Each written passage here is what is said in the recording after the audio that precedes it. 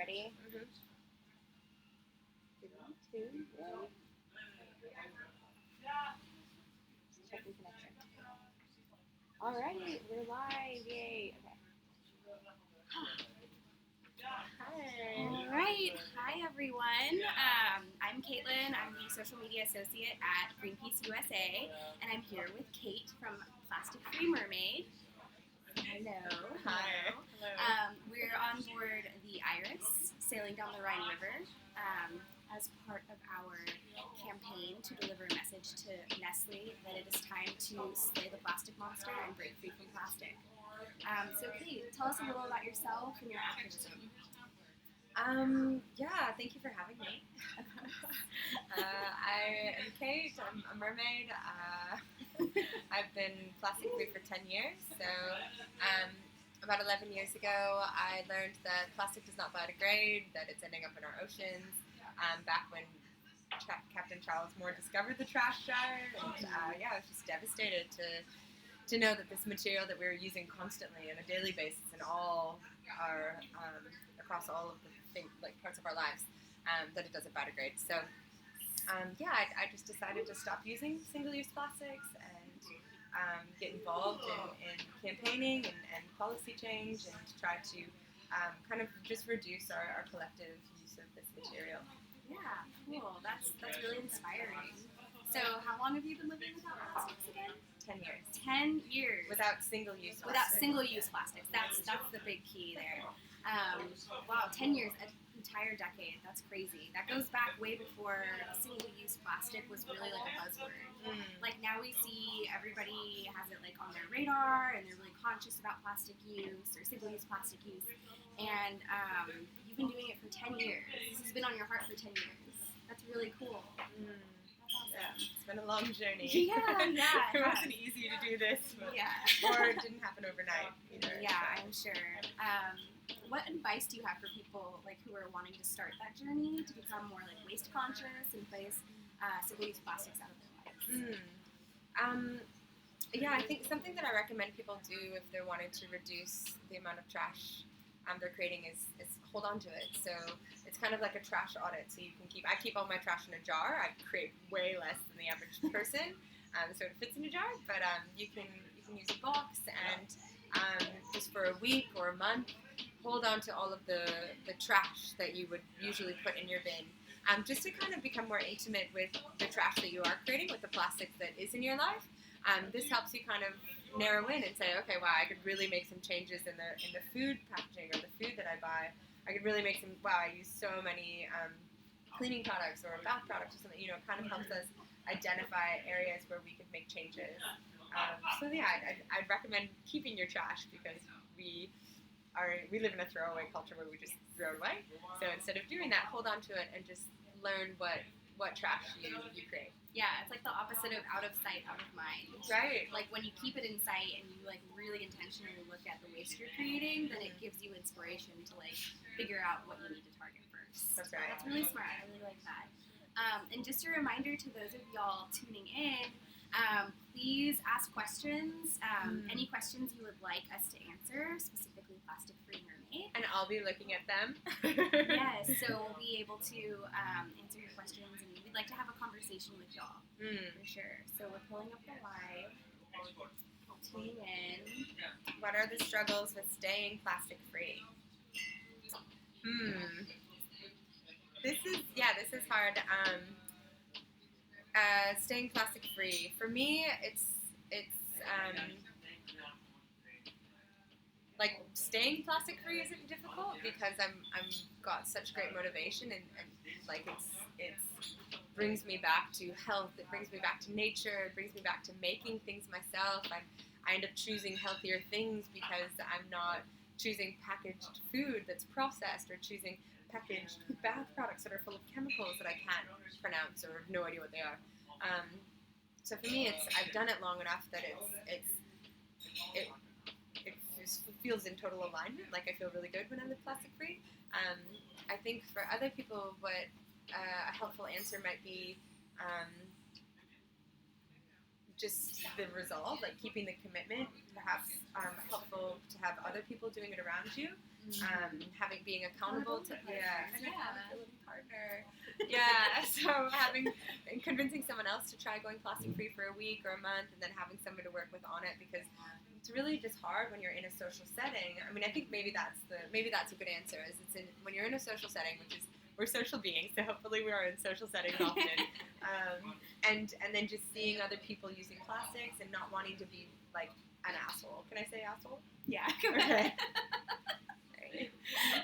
Not wanting to be a jerk, and like kind of like, you know how sometimes you do something and other people feel like guilty because of your actions? Yeah, and it's just like, I'm not trying to force my lifestyle upon you and make you feel bad. That's not the intention. Right. But, like, I'm just staying true to myself. Exactly. And following through with my, like, intentions and living, like, really intentionally. I know I'm using the word intention a lot, but intention. That's the word that resonates with me when it comes to, like, plastic-free living. Right. It's very intentional. And I think that's where a lot of people kind of cave, is when they feel like, oh my gosh, like, I don't want to be a burden on you. I don't want to make you feel bad or guilty, or like, oh, it's too hard. It's like, no, this is the reason we're doing this. It's not, each moment we have opportunities to kind of like live in alignment with our beliefs and our values. Yeah. But our society and our culture is designed so that we're kind of just like,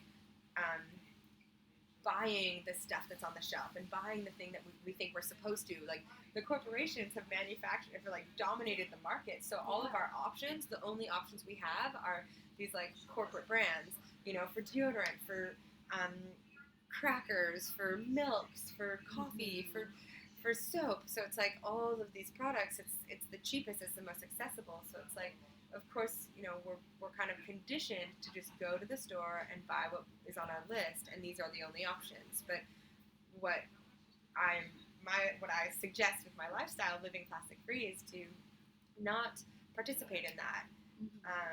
Instead, make your own or go without. And it is challenged. That lifestyle is challenged when we're in social situations where other people are just doing kind of the easy way or the normal thing. So it's holding your resolve with grace, and instead of pushing it and being forceful and aggressive and like, you should do this, or like, I'm saving turtles, it's like it's like I'm just choosing to live this. This is my thing. I'm not gonna have crackers because I forgot and didn't bring my own, and it's my own lesson. So that next time I learn and bring something that I can eat. Yeah. And bring up the corporate thing, because that's, of course, what we're doing here. It's like, I can personally boycott all the corporate brands and bring only plastic-free, no packaged things to these picnics or social events. But ultimately, we're trying to put pressure on the ultimately brands. We need systemic change. We need corporations to change so that they are not just forcing plastic and plastic packaging on us. We need them to provide alternatives. We need reusable over recyclable. We need to move away from our disposable throwaway culture. It just needs this giant systemic change, which is what we're after, and which is what the goal of this campaign is, which is really cool and really exciting. So I actually have a question for you. I'm trying to think of how to phrase this, but what's your like biggest temptation? Like, what do you like really struggle with the most when it comes to single-use plastics? Stain remover. Oh. I was thinking something like candy or something like that. Like, that's mine. Like, but honestly, I have such a sweet tooth. You know this. Oh yeah.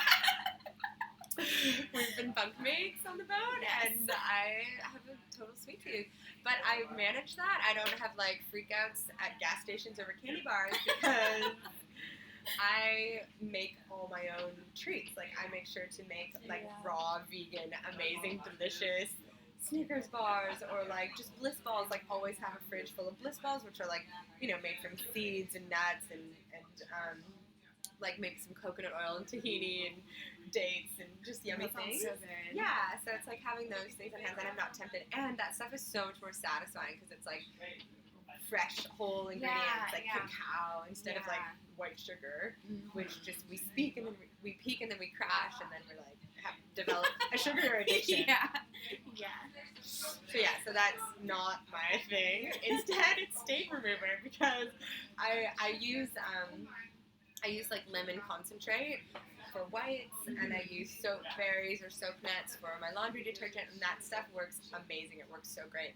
But sometimes there's like stains, and if I don't have the time, or if I'm traveling, or if I'm not like at home with all of my ingredients to like manage a laundry situation, you know, those plastic package stain remover, like high chemical, probably really bad for us. Yeah. It just works really well. So that's literally what I miss. That's really interesting. I never would have guessed that was going to be your answer. Let's see if there's any more questions coming in on the live feed. All right. Let's see. Again, if you're just coming to us right now, or you tuned in the last few minutes, this is Kate from at Plastic Free Mermaid on Instagram, and she is joining us here on the ship, the Greenpeace ship heading down the Rhine River. We want to hear your questions, so please drop them in the comments. I think they all disappeared because you closed the live out on your phone. The live out. So yeah, ask us your questions. Type them in again. Yeah. Do you have one in the meantime? Yeah, sure. So, what's it like linking up with Greenpeace? Oh, it's been so much fun. Yeah. It's been so fun. Just to feel kind of like see all the internal operations and how everyone works together and how a campaign is. Oh yeah, thank you. And how a campaign is structured and formed and initiated and then followed through and then celebrated. Like, it's just been incredible to be here. I mean, the Plastic Monster rave was so much fun. Like, I've been involved in a lot of like protests and rallies and marches, and this was just the best ever to have like DJs and dancing and this big monster. We had a rave. In case you didn't see, we Facebook lived it. We put it on our Insta stories, and those are now saved in the highlights. So if you want to join in on the fun virtually, you can go watch the stories and see how we raved our way across the river to deliver a plastic monster to Unilever. All right, we have a question from user J. Jane says, do you incorporate your plastic-free lifestyle in the clothing you wear as well? The fashion industry is a huge part of the plastic pollution crisis. Yeah. It is. Yeah, microfibers are the main polluter of our oceans. So absolutely. Everything I wear is secondhand for the most part. I try to shop only at op shops. I find all my favorite things are from op shops or thrift stores. I live in Australia, so they call thrift stores op shops there. But yeah, things were just made better back in the day, you know? Like, just better quality ingredients made to last. So I love buying secondhand clothing. I am a mermaid, so I swim a lot. And I'm also a yogi, so I'm wearing stretch. And from my understanding, that natural fibers can stretch out, but they can't stretch back. So I've been trying to navigate how to wear swimwear. Would love to just be naked, but not always great for public swims.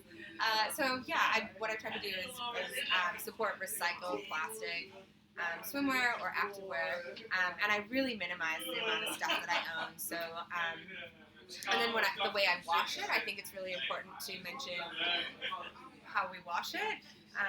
Is I hand wash it. So instead of putting it in the washing machine, which is how microfibers are released out into the waterways, the washing machine wastewater gets pumped out through the pipes, and then it travels down to the wastewater treatment plants, which don't have filtration systems that are like large enough to capture microfibers, so they go out to the oceans. So instead of participating in that waste stream, I wash my underwear, my swimwear, my activewear by hand. And then I dump that wastewater like into the garden, or I try to kind of like sequester it off so that it's not going out into the waterways. That's really smart. We have a question from user at lifeandtimes_o_net.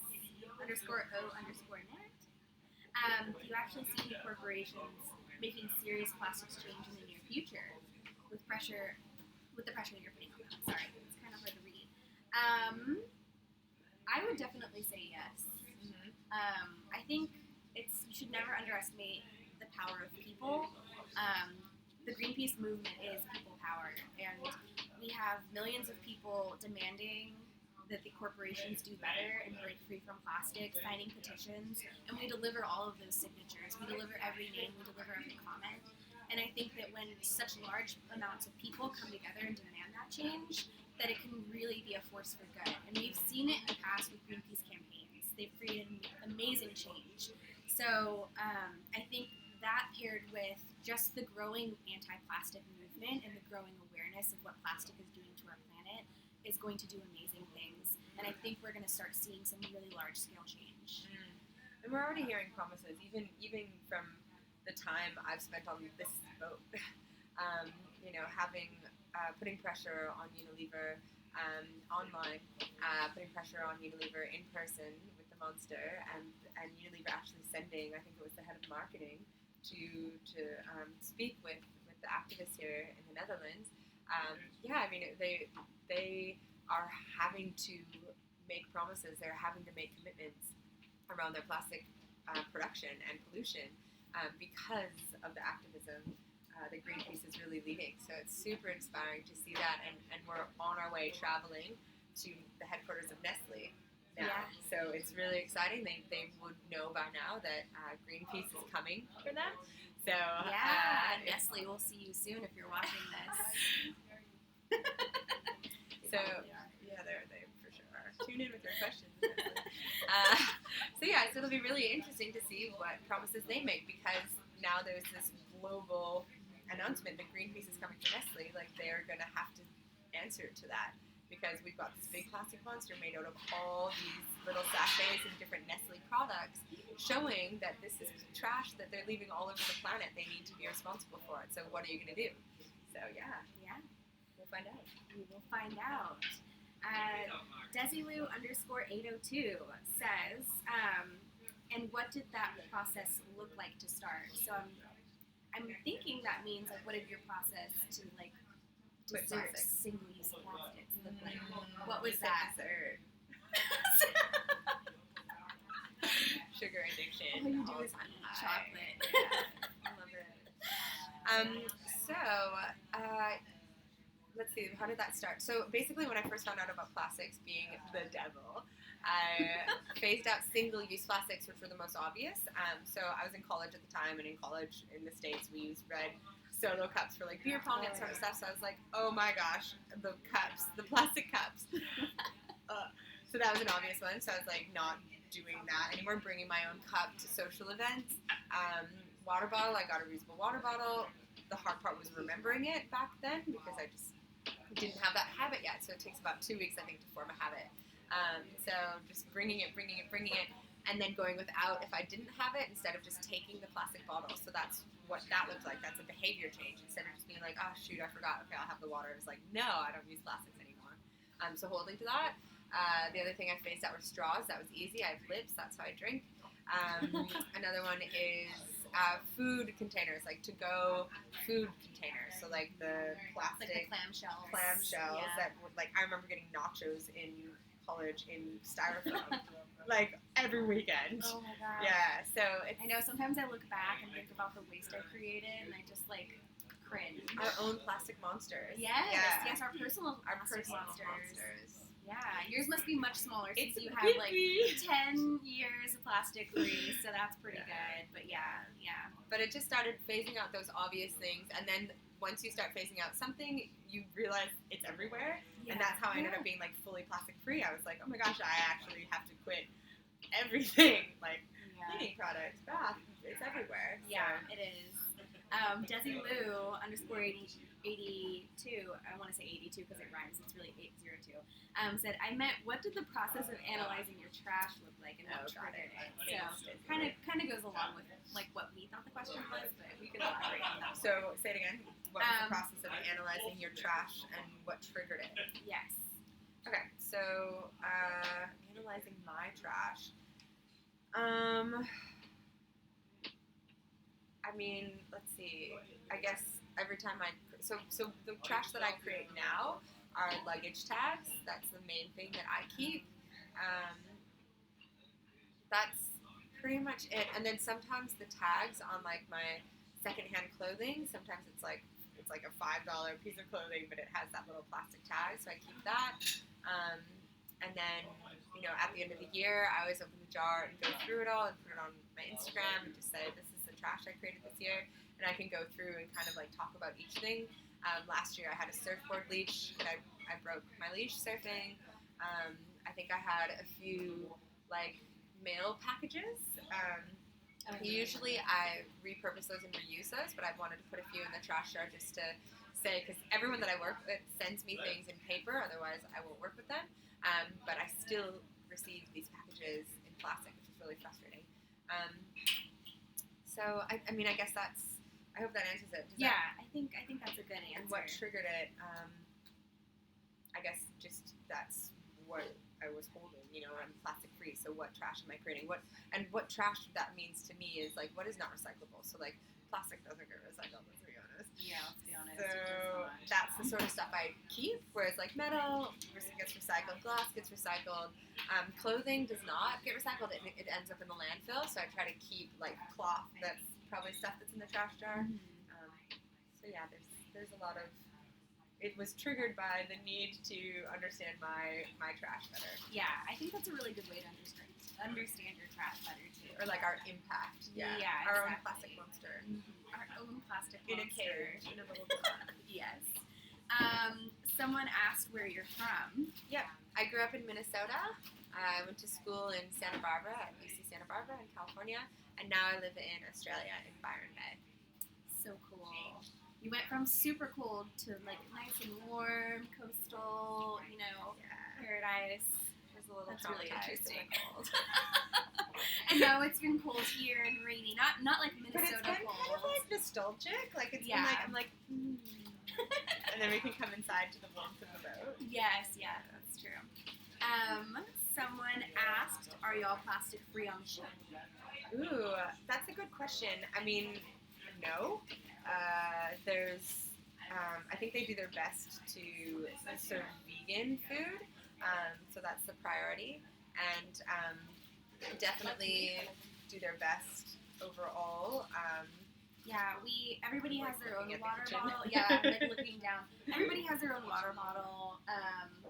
All the drinks that we have on board are like cans or bottles, stuff like that. Tea. Oh, there's these beautiful. Actually, this is my favorite thing. They make yes. this tea, like little kebabs of like ginger and orange, or orange and turmeric. So there's really lovely things like this on board. Very thoughtful, like homemade cookies, homemade everything. I mean, it's homemade dips and salads, and it's all beautiful, and like ceramic plates and metal silverware. So like totally plastic free in that sense. Yeah. I think there's probably plastic in some of the food packaging, I imagine, and maybe some milks, because I know they're doing vegan milks, which are often packaged in Tetra Paks. So I think that's probably about right. Yeah, but we're trying to be as waste conscious as possible and eliminating, like, not providing plastic water bottles to people on board and stuff like that. Let's see, what are your motivations? A beautiful planet. I spend a lot of time in the ocean. It's my temple. It's my playground. It's our planet is a water planet, so it's really important to me to look after it. I spend a lot of time I kind of balance my activism and my computer work and my teaching and with playing in the water, with nature time, with swimming with whales and manta rays and dolphins and any creatures that want to play with me. So a lot of them are filter feeders, so they just cruise along with their mouths open, and when the ocean is full of microplastics and nanoplastics, they're ingesting that, and that's then making its way to the food chain. Not only are they ingesting the tiny bits, which are going to bioaccumulate up the food chain with all of the hectic diseases that plastics cause, but they're also choking on the bigger pieces, the macroplastics and like the bags and different things. Yeah, so I'm super motivated by my marine creature friends. But also a huge motivation that is a little bit harder to talk about. That one's kind of like a sexy reason, like it's like for the whales. But save the turtles. Save the turtles. You know, everyone's like, I could get behind that. Yeah. But a stronger motivation that's only come to me more recently is just for the health benefits of quitting plastics. Obvious ones are, like I've mentioned, not eating processed foods. not using products made from chemicals we don't recognize, but also because plastic leaches. So plastic leaches in 3 instances. So if it's containing something that's hot, it'll transfer chemicals into a hot beverage or product. If it's hot outside, it'll transfer chemicals if it's been in there for a long time, so duration, or if the contents are fat, because the chemicals are lipophilic, so they are attracted to the fats. So yeah, it's just a little bit of something to look into. If you're interested, look up estrogenics, estrogen mimicking chemicals. That's a pretty big motivator for me. Yeah. I don't want those in my body. So. Yeah, for sure. We had a question earlier from Sending Love Infinitely about what are you doing to help us in the anti-fossil fuels, anti-pipeline fights around the USA. We didn't answer that originally because this is really a Q&A for Kate and about her single-use plastic-free lifestyle. But we had a few reminders on that question, so we definitely did not want to ignore that question at all. It was just, we really want this to be relevant to like Kate and her lifestyle and her activism. But I will say that Greenpeace, we do recognize that fossil fuels and plastics are linked and they go hand in hand. And when plastics thrive, fossil fuels are thriving as well. Oh, that's a tongue twister for me. And we are fighting for a fossil fuel-free future. We are campaigning to end the age of oil. We want a movement towards renewable energy and away from the antiquated energy of the past. So that is something that is very, very important to Greenpeace as a whole. I don't know if you have anything to add on that. Yeah, absolutely. Thank you. Yeah. I think there's a lot of things that are impacting our planet right now. A lot of them feel really urgent and are urgent. I think we each have a role to play in inspiring action and demanding change. We have a lot of systems that we need complete redesign. The oil industry has its talons in many sectors of our society, of our way of life, of our culture. And plastics is one of them. Plastic is a byproduct of the petroleum industry, of the oil industry. So personally, my little campaign against plastics is a gateway to feeling more environmental, feeling more connected to nature. And this is something that we can do in little steps in our life to stop using plastics, which are a product of the oil industry, fossil fuels. So that's one way to help people engage in this greater movement, this greater environmental movement. I mean, it's silly that we have to call it environmental movement because we all depend on the planet to breathe air and drink water and eat food that's grown in the dirt. But not everyone has made that connection. We're very much conditioned to live within the box. So quitting plastics is one way to kind of like narrow in and give people a way out, whether they know it or not.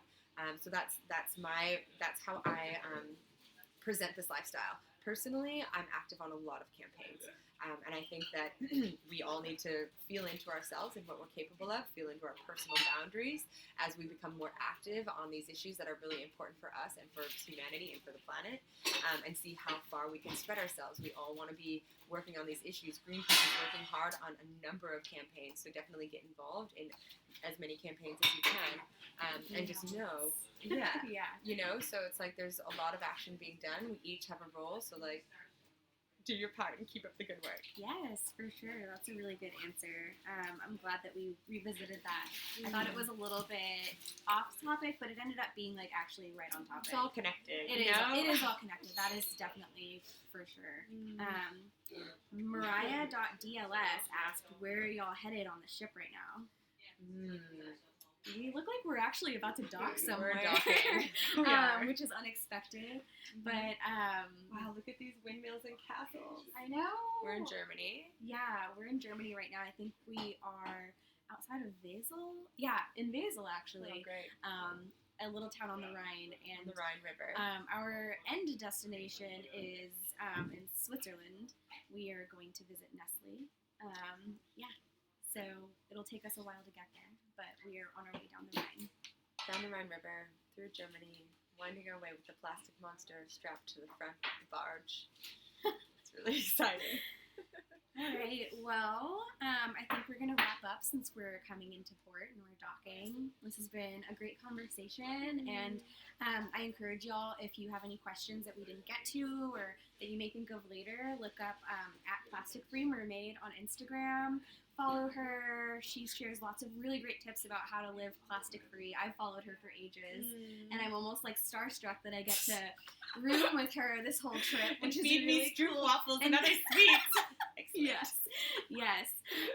But she's really great, and she's really inspiring, and we're really glad that she's here with us on this journey to spread awareness about the issues that plastics are creating in our world, and trying to create some really big level corporate change in the people who are perpetuating this plastic pollution. So thanks for tuning in, guys. Yay, thank you. So good to meet you Bye. all. Hope to connect with you soon. All right. Cool. We had over 200 live viewers. Yay. Yeah, that was fun. That was super That fun. was much smoother than I was expecting. Oh, great. Yeah, I was like really scared I wasn't gonna know what to say, and I was just gonna be like, oh. I'm glad we had some questions. That was fun. Me too. Yeah, that lady was kind of getting like uppity, and she was Oh, really? like, yeah, she was like asking about like pipelines and like oil